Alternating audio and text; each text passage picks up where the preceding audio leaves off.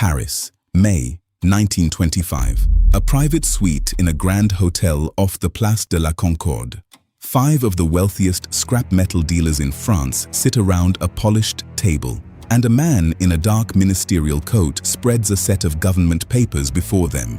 He tells them the state has a problem it would rather the public never hear.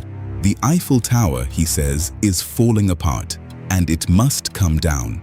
He is not a government official. His name is Victor Lustig, and he is about to sell one of the most famous structures on earth to a man who will never dare to report the crime. Rewind. He was born in 1890 in Hostinné, a small town in Bohemia, then part of Austria-Hungary. He was clever, restless, and gifted with languages. By his 20s, he could charm in 5 of them. He found his stage on the great ocean liners crossing the Atlantic, where the rich were bored and their money moved slowly. There he perfected his first great trick, a small mahogany box he called the Rumanian Money Box, which he swore could copy a $100 bill overnight.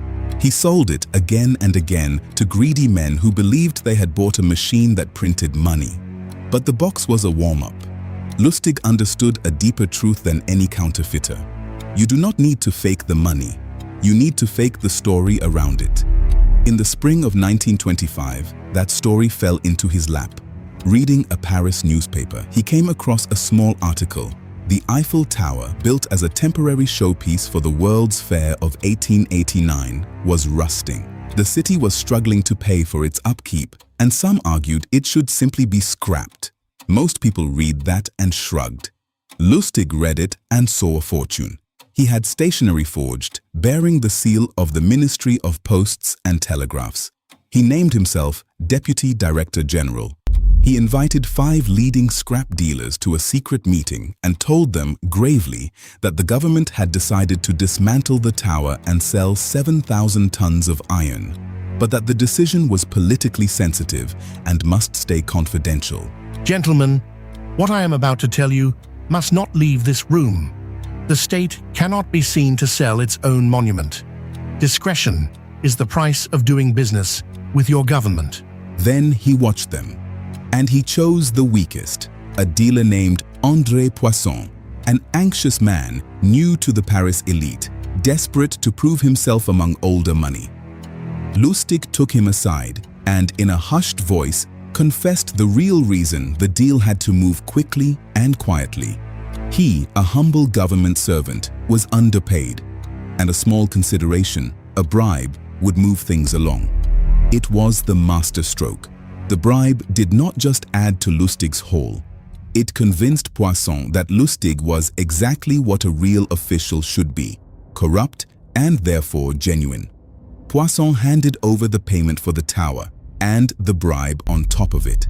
By the time the ink was dry, Lustig was on a train to Austria with a suitcase of cash.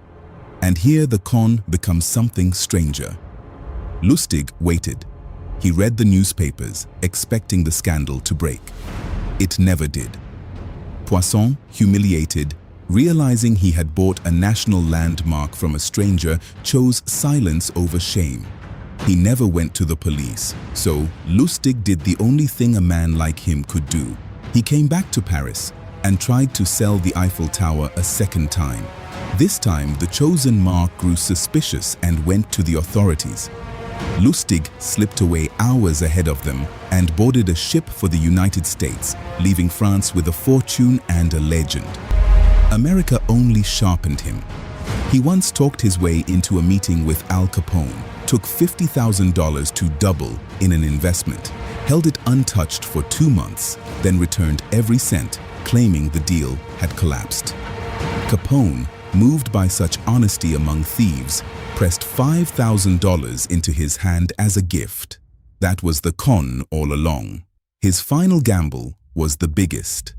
With a chemist named Tom Shaw and a pharmacist named William Watts, Lustig ran a counterfeiting operation so vast that Treasury agents feared it could shake confidence in the dollar itself. They called the fakes Lustig money. It caught up with him on the 10th of May, 1935, arrested on a New York street. He escaped the federal jail with a rope of bedsheets, and was recaptured 27 days later. The court sent him to Alcatraz for 20 years. He died there in the system on the 11th of March 1947 of pneumonia in a prison medical center in Missouri. On his death certificate, under occupation, someone wrote a single quiet word: salesman. Return to that hotel suite in Paris. The genius of Victor Lustig was never the tower. It was the shame. He understood that a proud man who has been fooled will protect his fooler to protect himself. He never sold iron. He sold his victims their own vanity, and they paid, and they kept the secret, because the truth cost more than the money. He left behind 10 rules he called his commandments for conmen. The first was the whole art in a sentence: be a patient listener. Let the other man talk. He will tell you exactly how to rob him. This was the story of Victor Lustig, told the Sankofa way. Go back and get it. If it moved you, tell us in the comments whose story we should tell next. Until then, stay upright.